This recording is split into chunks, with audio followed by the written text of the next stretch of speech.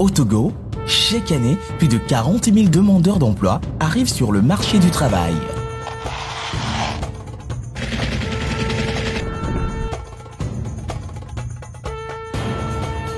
L'entrepreneuriat est devenu la voie par excellence promue par le gouvernement pour lutter contre le chômage. Mais la peur de l'inconnu paralyse encore plusieurs jeunes.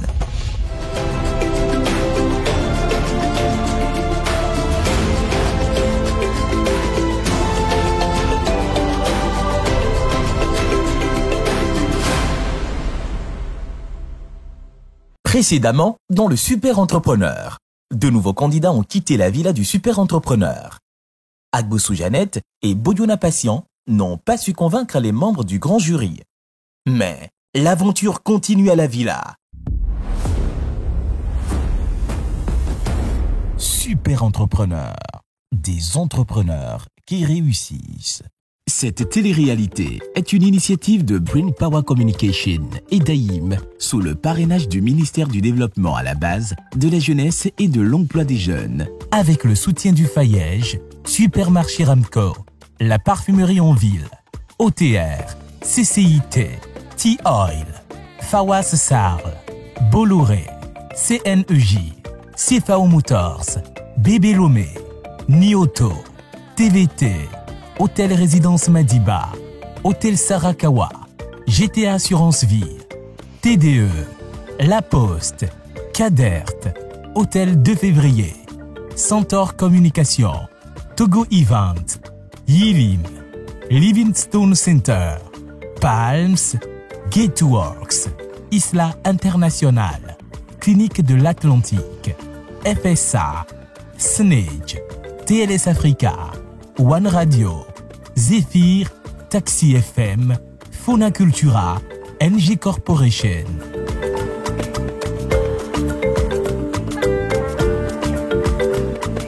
Bienvenue dans la télé-réalité du Super Entrepreneur, la télé-réalité des entrepreneurs qui réussissent. Malheureusement, deux vaillants guerriers ont quitté la bataille. Agbossou Jeannette, 29 ans, qui au travers de son entreprise Poisson d'Or, entreprend dans l'achat, la commercialisation et la conservation des produits maritimes au port de pêche de Lomé. Mon idée d'entreprise, c'est d'avoir des pirogues qui me fourniront assez de produits, mes poissons bien sûr, les crevettes, que je puisse vendre ou conserver et les revendre plus tard au marché de niche et aux personnes ressources. Réservée, humble, motivée et battante, elle aura donné son meilleur, mais cela n'a pas été suffisant pour rester dans la compétition. Boyona Patient, quant à lui, diplômé en licence d'allemand à l'université de Lomé, est passionné par le domaine naval. Il s'est donc formé en soudure et entreprend au travers de sa start-up Beau Bateau qui œuvre dans la conception, la fabrication, la vente, l'exploitation et la maintenance des pirogues, pédalos, flybots et chalutiers.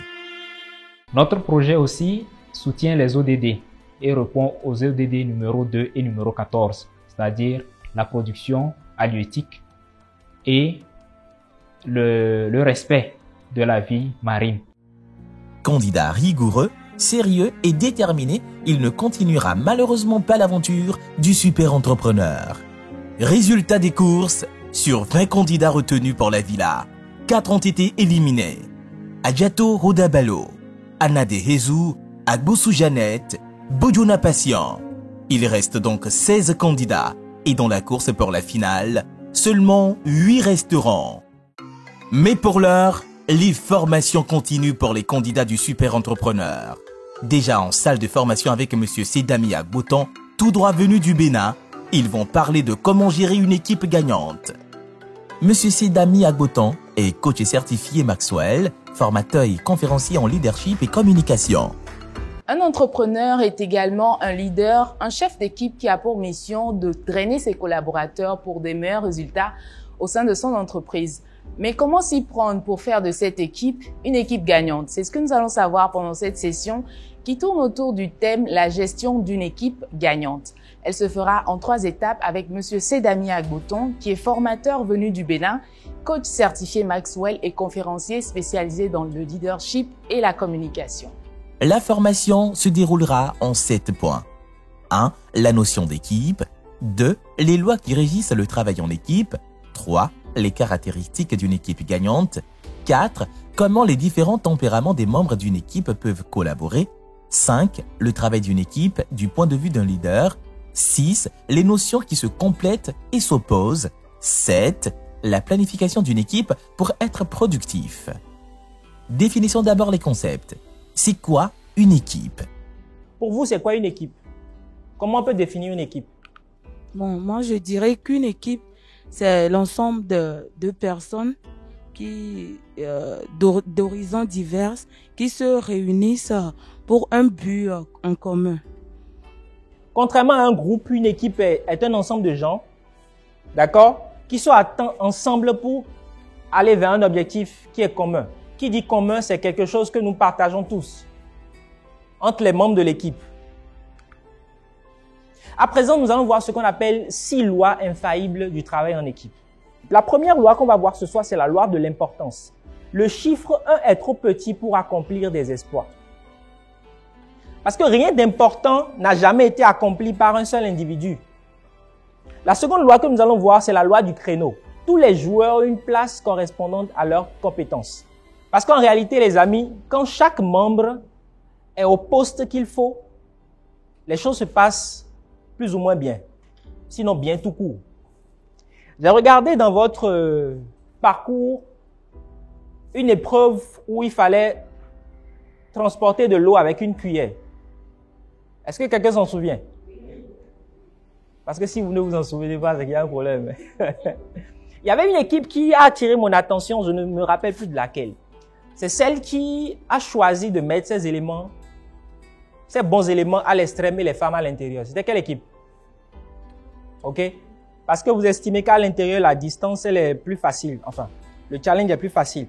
Et qu'à l'extérieur, il y a une difficulté. Pourquoi vous mettez vos meilleurs éléments avec une difficulté? Parce que, selon nous, dans l'équipe, parce que Franck B est à l'extrême, moi aussi, je suis à l'extrême, parce que nous pourrons faire face rapidement aux contraintes ou bien aux problèmes. On peut tomber, se relever facilement, mais pour les femmes, selon nous, ça leur serait un peu difficile de se relever. De se relever? Eh oui. D'accord, ok. Je vais vous expliquer quelque chose. Beaucoup de personnes pensent que les meilleurs éléments peuvent rapidement se relever d'une difficulté. Ce qui n'est pas vrai. Vous êtes d'accord avec moi? Une difficulté que je ne connais pas et que je n'ai pas encore surmontée, il n'y a pas beaucoup de chances que je puisse la surmonter rapidement. Donc, ce qu'il faut faire, ou ce que je vous propose de faire, vous pouvez essayer, c'est de mettre les meilleurs éléments au bon endroit. Donc, vous capitalisez sur vos forces. C'est ce qu'on fait tout le monde, non? On capitalise toujours, peu importe ce qu'on doit faire, on capitalise sur nos forces. Donc, dans une équipe, qu'est-ce qu'on va faire? On va mettre les bonnes personnes au bon endroit, capitaliser sur nos forces pour avoir un résultat. Troisième loi, la loi de la solidarité. Les coéquipiers doivent pouvoir compter les uns sur les autres. Ils doivent pouvoir compter les uns sur les autres au moment cruciaux. Parce qu'en réalité, nous ne travaillons pas les uns pour les autres dans une équipe qui gagne. Nous travaillons les uns avec les autres. Est-ce que quelqu'un voit la différence? La loi suivante est la loi du prix à payer. Parce que quand l'équipe refuse de payer un prix, elle n'atteint pas son plein potentiel. Et la question de prix va être très très importante. Parce que les gens n'aiment pas la douleur. La loi suivante, la loi de la communication. L'interaction pousse à l'action. Dans les équipes les plus efficaces possibles, les meilleurs éléments ou tous les éléments se parlent entre eux. Et pour finir, la dernière loi que nous allons voir ce soir, c'est la loi des dividendes. Investir dans son équipe est rentable à long terme. Lorsque vous investissez de l'argent, du temps, dans les personnes qui vous suivent, ce n'est pas toujours donné d'avoir un résultat tout de suite. Il faut parfois attendre quelques temps, quelques mois, quelques semaines, quelques années avant de jouir les fruits de son effort. Mais le problème de beaucoup de personnes, c'est qu'on est trop impatient. Récapitulons. 1. La loi de l'importance. 2. La loi du créneau. 3. La loi de la solidarité. 4. La loi du prix à payer. 5. La loi de la communication. 6. La loi des dividendes. Tout le monde est important mais personne n'est indispensable. Parole du coach Sidami Agbotan. Ça marche? Est-ce qu'il y a des questions jusque-là? Ok. Merci beaucoup. Moi, je vais rebondir en même temps sur la dernière loi. Le fait d'investir dans notre équipe et d'attendre. Comment pouvoir... comment est-ce que je veux le dire? Si vous investissez dans quelqu'un et que la personne décide de vous quitter demain, comment préserver cela? Ou bien essayer de mettre des stratégies afin que cela n'arrive pas? Ou bien lorsque cela arrive, comment pouvons-nous réagir? Je vais vous répondre par une question. Je sais qu'une personne va me quitter. J'ai deux choix. Je la laisse à son poste sans la compétence que je veux. Premier choix. Le second choix, c'est que je la forme suffisamment pour qu'elle soit productive avant son départ. Qu'est-ce que vous choisissez? Naturellement que je vais préférer le former afin qu'il soit mieux outillé. Parce que s'il est compétent, il sera plus productif à l'entreprise. Ok. Premier avantage, s'il est compétent, il sera productif à l'entreprise. Oui. Second avantage que vous ne voyez pas, c'est que s'il part, c'est que c'est un bon élément qui vient de chez vous. Les bons leaders, les grands leaders, c'est ceux qui donnent. Et les livres sacrés même disent, donnez, vous recevrez encore plus. Ouais. Donc, l'autre chose, c'est lorsque vous donnez, vous vous éprouvez. Lorsque vous formez quelqu'un, vous avez une certaine responsabilité par rapport à cette personne-là. À savoir être vous-même au top. Donc, quand on fait le point, on met les deux dans la balance, en réalité, je ne perds rien, à part que la personne parte. Tout le monde est important, mais personne n'est indispensable. Il faut garder ça à l'esprit. Passons au point suivant. Et nous savons que vous êtes curieux de le découvrir. C'est parti pour les 6 caractéristiques d'une équipe gagnante. Première caractéristique, une équipe gagnante, c'est une équipe qui regarde la vue d'ensemble. Si vous ne savez pas où vous allez, vous finirez par vous retrouver ailleurs. Donc, si je n'ai pas d'objectif en sortant, il y a plus de chances que je me laisse distraire. Donc, une équipe qui gagne, c'est une équipe qui reste focus sur son objectif. On est ensemble? Une équipe qui gagne, c'est une équipe qui évalue la situation. Parce que ceux qui réussissent, ce sont les personnes qui ne se laissent pas abattre par l'ampleur de la tâche. C'est-à-dire qu'on n'a pas peur de prendre des risques, on n'a pas peur d'affronter les obstacles. Troisième caractéristique, une équipe qui répertorie tout ce qui lui est nécessaire. Donc, en tant qu'équipe, je dois pouvoir savoir quels sont mes points forts. Quatrième caractéristique, une équipe gagnante, c'est celle qui mobilise les coéquipiers adéquats. Parce que dans une équipe, vous avez des personnes qui vont au front et d'autres qui sont plus en retrait. Il y en a qui sont sur le terrain, il y a d'autres qui réfléchissent. On est ensemble? Donc, dans une équipe, je dois pouvoir mobiliser les personnes qu'il faut à la place qu'il faut. D'où la loi du créneau qu'on a vu tout à l'heure. On comprend? Cinquième caractéristique, une équipe dont les membres renoncent à leur projet personnel. Parce que tout à l'heure, en définissant une équipe, qu'est-ce qu'on a dit? C'est un ensemble de personnes qui mettent leurs forces en commun pour atteindre un objectif qui est l'objectif de tout le monde. Donc, une équipe dont les membres renoncent à leur projet personnel, ça veut dire qu'on va faire taire les égos, les intérêts qui ne sont pas profitables à l'équipe. Et pour finir, c'est une équipe qui passe à la vitesse supérieure. Et pour passer à la vitesse supérieure, c'est seulement en se serrant les coudes. Super entrepreneurs, des entrepreneurs qui réussissent.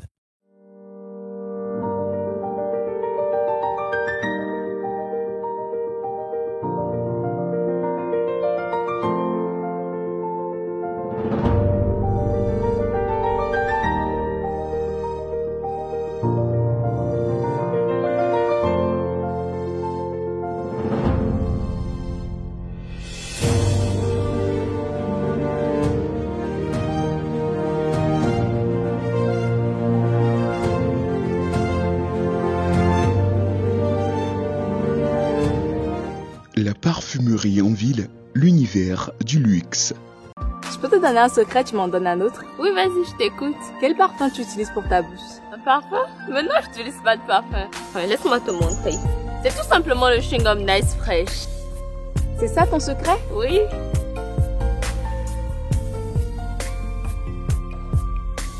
Mais attends, je t'ai même pas demandé ce que je voulais. Bye, d'accord.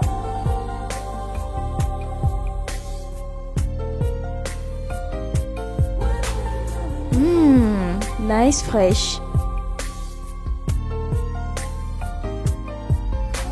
Le chewing-gum Nice Fresh existe en menthe pastèque et fraise pour garder votre haleine toujours fraîche. Nice Fresh, souriez. Point suivant, comment gérer les tempéraments des membres de son équipe. Écoutons plutôt le formateur. Ici, nous allons voir 4 types de tempéraments. Le premier tempérament que nous allons voir ce soir, ce sont les sanguins. Les sanguins, ce sont les personnes qui parlent beaucoup avec émotion, qui agissent beaucoup avec émotion. Très attirantes comme personnes. Elles aiment être là pour les autres. Elles sont très volontaires. C'est-à-dire que quand il y a un projet, ce sont les personnes souvent qui disent « on va y aller ». Mais ce sont aussi des personnes qui parlent beaucoup, qui aiment beaucoup s'amuser et qui oublient facilement qu'elles ont des obligations. Le second tempérament qu'on a, ce sont les colériques. Les colériques, ce sont des leaders nés. Ce sont des personnes qui n'ont peur de rien, qui aiment foncer quand il faut y aller. Ce sont des personnes qui sont très dynamiques. Et souvent, on dit que ce sont des entrepreneurs nés. Donc, très souvent, les entrepreneurs qui réussissent, ce sont des entrepreneurs qui ont quand même un tempérament un peu colérique. Par contre, les colériques peuvent se montrer très tyranniques. C'est-à-dire qu'elles aiment imposer, enfin, ces personnes-là aiment imposer leur avis, très souvent. Ensuite, nous avons les mélancoliques. Ce sont des personnes qui sont profondes, attentionnées, qui aiment souvent analyser les choses avec la dernière rigueur. Ce sont des personnes qui respectent les échéances. Souvent, vous avez les mélancoliques qui aiment souvent la musique, l'art, la poésie, des choses comme ça. Mais ce sont des personnes qui peuvent avoir des humeurs changeantes. C'est-à-dire qu'aujourd'hui, elle est très joviale et l'instant d'après, c'est quelqu'un qui ne parle à personne. On a souvent tendance à dire qu'ils sont bipolaires, mais ce n'est pas vraiment ça. Et pour finir, nous avons ce qu'on appelle les flegmatiques. Ce sont des personnes pacifiques. Donc, quand il y a un problème dans un groupe, c'est ces personnes qu'il faut envoyer. Ce sont ces personnes qui vous calment lorsqu'il y a des conflits. D'accord? Ce sont des personnes qui sont compétentes et appliquées et qui utilisent la médiation, comme je le disais, pour régler les problèmes. Point suivant, le travail du point de vue du leader. John Maxwell dit que le leadership est une question d'influence. Rien de plus, rien de moins.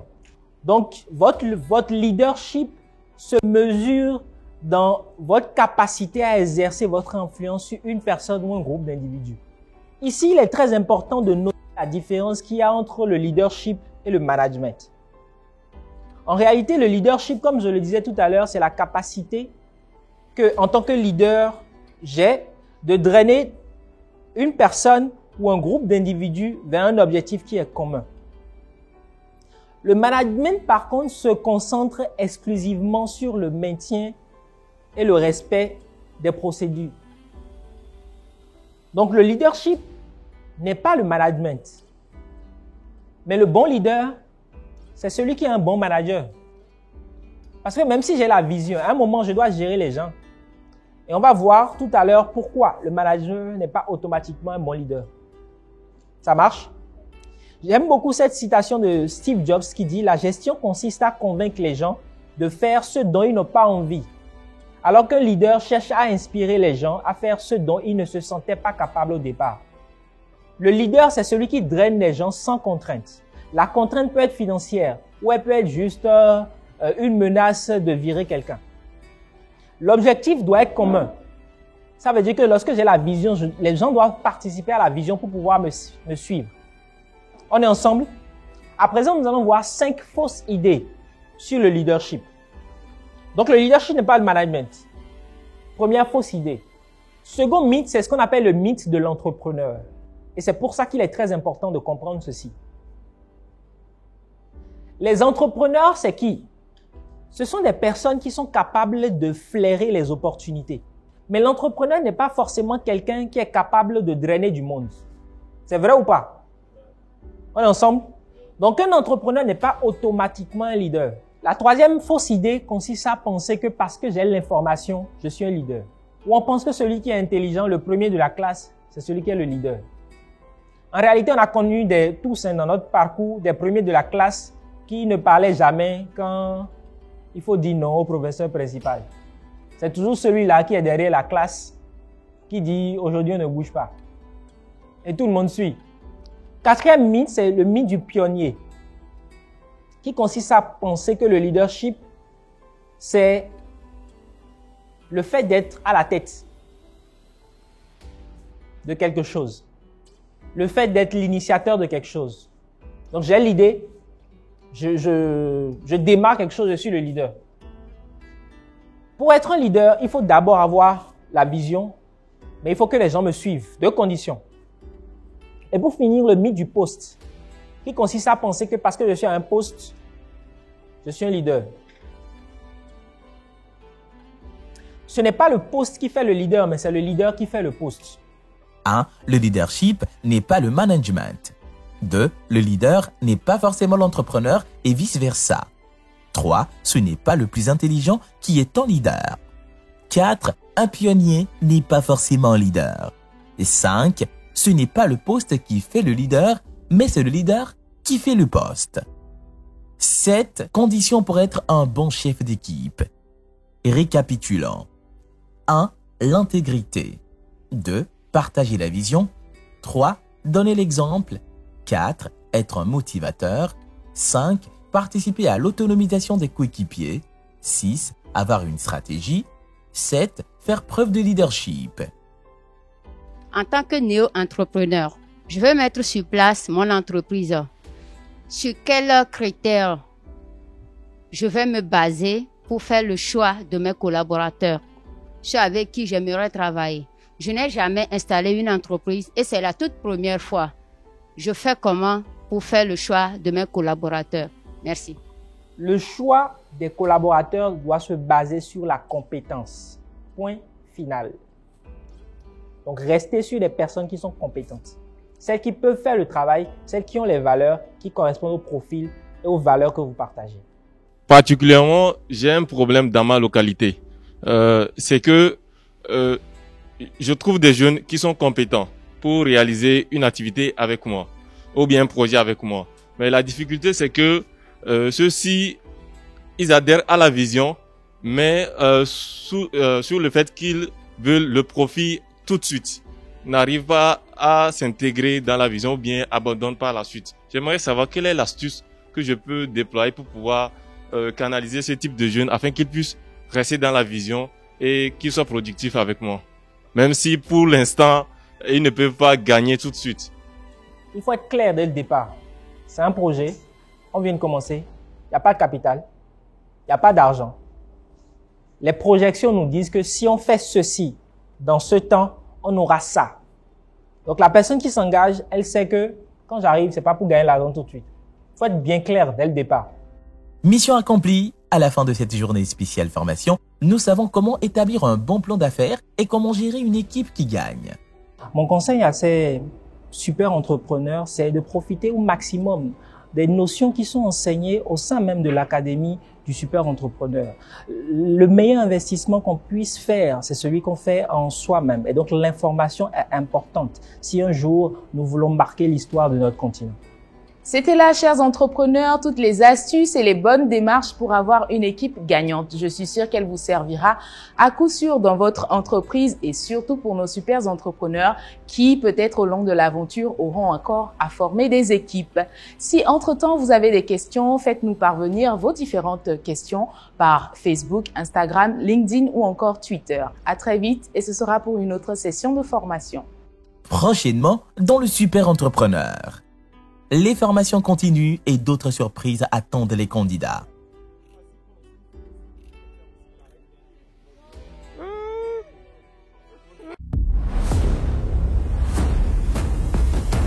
Super Entrepreneur.